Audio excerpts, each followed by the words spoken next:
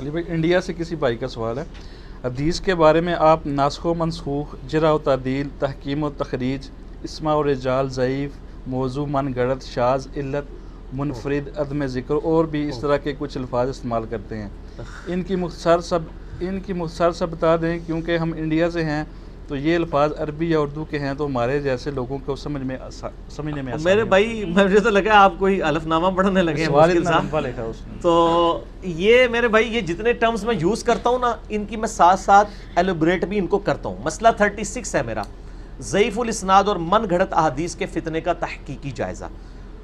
اور مسئلہ نمبر 111 بھی ہے مشکات المصابیح کا مکمل تعارف. اس میں بھی میں نے یہ ساری ٹرم ساتھ ساتھ بتاتا ہوں، کوئی مشکل نہیں ہے، ایک ایک پوچھتے گئے میں ابھی بتا دیتا ہوں.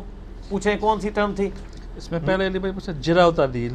جرح و تعدیل یہ ہے کہ مطلب کسی راوی کے اوپر جرح یہ ہوتی ہے کہ کوئی اس کی برائی کو بیان کرے کہ یہ قابل اعتبار نہیں ہے، اور تعدیل یہ ہے کہ اس کی عدالت کو وہ قائم کر دے کہ یہ عدول ہے، سچا آدمی ہے، انصاف پسند ہے، اس کی بات قبول کی جا سکتی ہے. تو اس کے لیے ٹرم استعمال ہوتی ہے جرح و تعدیل. اور اسی طرح علی بھائی ناسخ و منسوخ. ناسخ و منسوخ یہ ہے کہ ایک حدیث ناسخ وہ حدیث ہوتی ہے جو فائنل حکم ہے اس کو اسٹیبلش کر رہی ہے اور اس کی وجہ سے کوئی پرانا حکم ختم ہو رہا ہو. جیسے صحیح مسلم میں ایک حدیث آتی ہے کہ نبی صلی اللہ علیہ وآلہ وسلم نے آگ پہ پکی ہوئی چیز کھائی اور اس کے بعد وضو کیا، جس سے یہ بات پتہ چلی کہ آگ پہ پکی ہوئی چیز کھانے سے وضو ٹوٹ جاتا ہے. اور اس سے آگے امام مسلم ایک اس کی ناسخ حدیث لے کر آئے کہ آپ صلی اللہ علیہ وآلہ وسلم نے آگ پہ پکی ہوئی چیز کھائی اور اس کے بعد وضو نہیں فرمایا، تو وہ حدیث منسوخ ہو گئی. اس طرح کھڑے ہو کے پانی پینے والی حدیث جو مسلم شریف میں ہے کہ جو کھڑے ہو کے بھول کے بھی پیے وہ کیا کرتے، یہ منسوخ ہے، کیونکہ بخاری میں موجود ہے کہ مولا علی علیہ السلام نے کہا کہ نبی علیہ السلام کے سامنے ہم یہ یعنی پیتے بھی تھے کھڑے ہو کے، اور آپ صلی اللہ علیہ وسلم کی یہ سنت آپ نے خود بھی کھڑے ہو کے پیا. اس میں میرا کلپ بھی موجود ہے. تو یہ ناسخ و منسوخ یعنی جو بعد میں ہے وہ ناسخ ہوتی ہے، جو پرانی منسوخ. بعض اوقات اس کا ڈسین کرنا مشکل بھی ہو جاتا ہے بہت تھوڑے معاملات میں، زیادہ تر میں تو محدثین کے چیپٹر سے ان چیزوں سے آئیڈیا ہو جاتا ہے، لیکن ہماری چیزوں میں ماشاءاللہ کوئی ناسخ و منسوخ کا چکر نہیں ہوتا. ہم جب بھی کوئی ریسرچ پیپر پرنٹ کرتے ہیں نا اس کے اوپر ڈیٹ ڈال دیتے ہیں اس کی. اگر کوئی تبدیلی کرتے ہیں نا تو ہم فائنل ڈیٹ ڈالتے ہیں. اس لیے ہمارے ساتھ انشاءاللہ ناسخ و منسوخ کا نہیں ہوگا کہ علی بھائی پہلے آئے کہندے سن تے بعد کہندے سن، وہ کیڑی گل پہلے کی کیڑی بعد میں وہ پتہ چل جائے گی. یوٹیوب پہ بھی اپلوڈنگ ڈیٹ آ جاتی ہے کہ یہ بعد والی بات ہوئی ہوئی ہے. تو یہ پرانے لوگوں کے مسئلے تھے، آج کے لوگوں کے مسئلے نہیں ہیں. تحکیم و تخریج کی وجہ سے. ہاں تحکیم اور تخریج. تحکیم کہتے ہیں حکم لگانے کو، صحیح اور ضعیف کا حکم. تخریج کہتے ہیں اخراج کہتے ہیں نکالنے کو. جیسے مشکات پرائمری بک نہیں، یہ سیکنڈری ہے، اس میں بخاری مسلم سے حدیث لی گئی ہیں. اس کی تخریج کرنا کہ یہ بخاری کے کس چیپٹر سے کون سے نمبر والی حدیث لی گئی، تو بخاری کی تخریج اس میں کر دی شیخ زبیر صاحب نے. تحکیم یہ ہے کہ عدداً بخاری و مسلم حکم لگا دیے کہ یہ حدیث ضعیف ہے تو کیوں ہے اور یہ حدیث صحیح ہے. تحکیم حکم لگانا. اور اسماء و رجال علی بھائی. ہاں اسماء و رجال زبر کے ساتھ، یہ مولوی ہنستے ہیں. اسماء و رجال، اسماء یعنی نام کہتے ہیں، اسماء الحسنہ بھی لفظ، رجال مرد کی جمع، رجل کی جمع رجال. اسماء و رجال کا علم ایک علم ڈیوائز کیا گیا جس میں وہ مرد جو حدیثیں روایت کرتے ہیں ان کے بارے میں جرح و تعدیل کی جاتی ہے، اس کو اسماء و رجال کا علم کہتے ہیں. ان میں بعض اوقات کئیوں کے نام ملتے جلتے ہوتے ہیں، بعض ایسے راوی بھی ہوتے ہیں جن کے باپ کے نام ان کے دادوں کے نام بھی ایک جیسے ہوتے ہیں. جیسے امام تبری ہیں، ایک شیعہ کے بھی امام تبری ہیں، ایک سنیوں کے بھی ہیں، ان کے دادوں تک کے نام سیم ہے، پردادے کا ڈیفرنٹ ہوتا ہے. اب یہ اسماء و رجال کے جو علم رکھنے والے لوگ ہیں وہ ڈیفائن کرتے ہیں کہ اچھا یہ وہ والا تبری ہے، یہ وہ والا تبری ہے. ٹھیک ہے جی، سمجھ آ گئی. تو یہ اسماء و رجال. او اللہ دے بندو ایڈی گلاں تانوں میں دس رہا جے نا، اے 8-8 سال پڑھ کے بھی نا جڑے مولوی فارغ ہو جان انہوں پوچھنا نا انہوں نہیں پتہ ہونیاں الا ماشاءاللہ. ٹھیک ہو گیا، تانوں 5 منٹ ہی سارا کوئی پڑھا چھڑا ہے، ڈگری لے لو میرے کولوں. ٹھیک ہو گیا. اور ضعیف. ہاں ضعیف اور صحیح. ضعیف کہتے ہیں جو بوڑھا ہو جائے اس کا احترام کرنا چاہیے. وہ کہتے ہیں دیکھو جی بڈھے ہو جان تو انہوں کو گھروں باہر کٹ دئیے.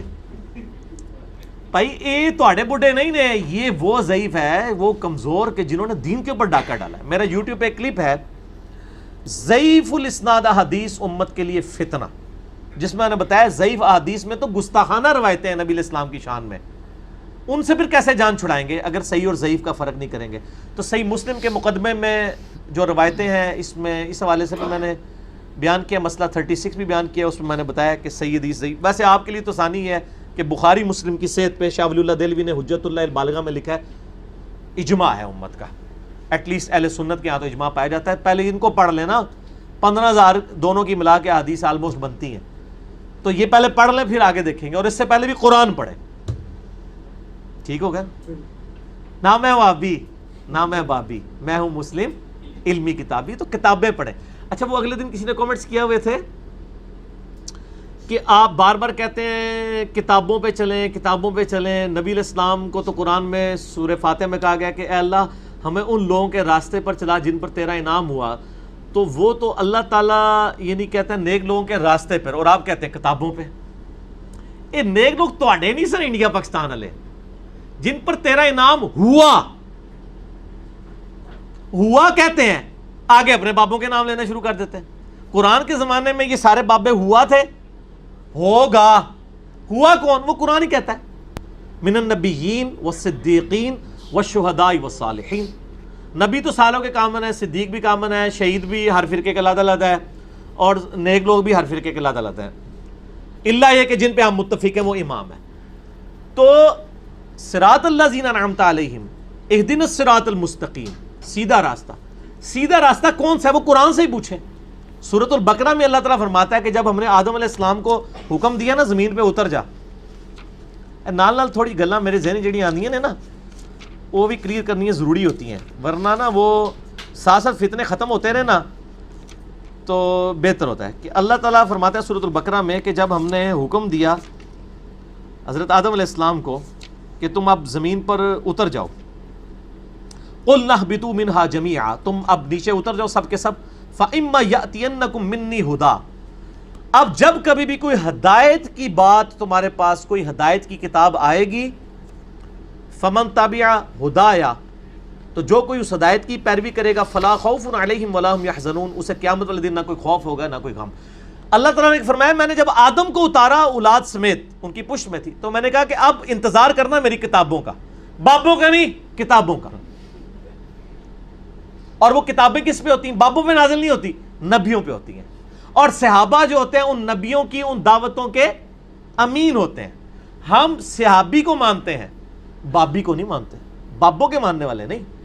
ٹھیک ہے نا؟ تو نبی علیہ السلام تو کتاب دے کے گئے. پھر حجۃ الوداع کے خطبے میں آپ نے کیا کہا؟ اپنے بعد 2 چیزیں چھوڑ کے جا رہا ہوں، 2 بابے نہیں، اللہ کی کتاب اور اس کے نبی کی سنت. آج سنت ہمارے پاس احادیث کی شکل میں موجود ہے. آپ دیکھیں کس چیز کو یہ کمپیئر کراتے ہیں. تو اہدنا الصراط المستقیم سے مراد ہے قرآن کا راستہ. اگر کوئی کہتا ہے جی قرآن کو چھوڑ کے میرے بابے کے فرمان کو مانو، تو میرے خیال ہے اس کے بعد اس کی گمراہی کے لیے کوئی اور فتویٰ لگانے کی ضرورت نہیں ہے، کیونکہ قرآن کو جو پکڑے گا وہی ہدایت پہ ہوگا. غدیر خم کی حدیث میں کیا ہے کہ قرآن کو پکڑنا، اس میں ہدایت ہے، اس میں نور ہے، یہ اللہ کی رسی ہے.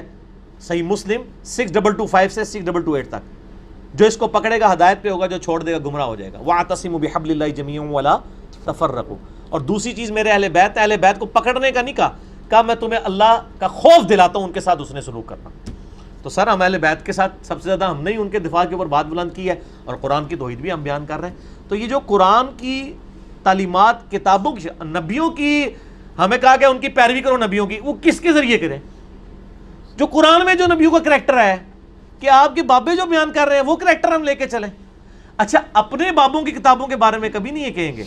جب قرآن و سنت کی بات آتی ہے تو ان کہتے ہیں، اور پھر کہتے ہیں قرآن حدیث بڑا مشکل ہے. تو جیڑے تواڈے کتاب لکھی، یعنی اللہ کو مشکل کتاب لکھی گئی ہے، تواڈے بابے اڈے سمجھدار نے بڑی آسان کتاب لکھی ہے. کتنا بڑا تہمت ہے یہ اللہ کے اوپر.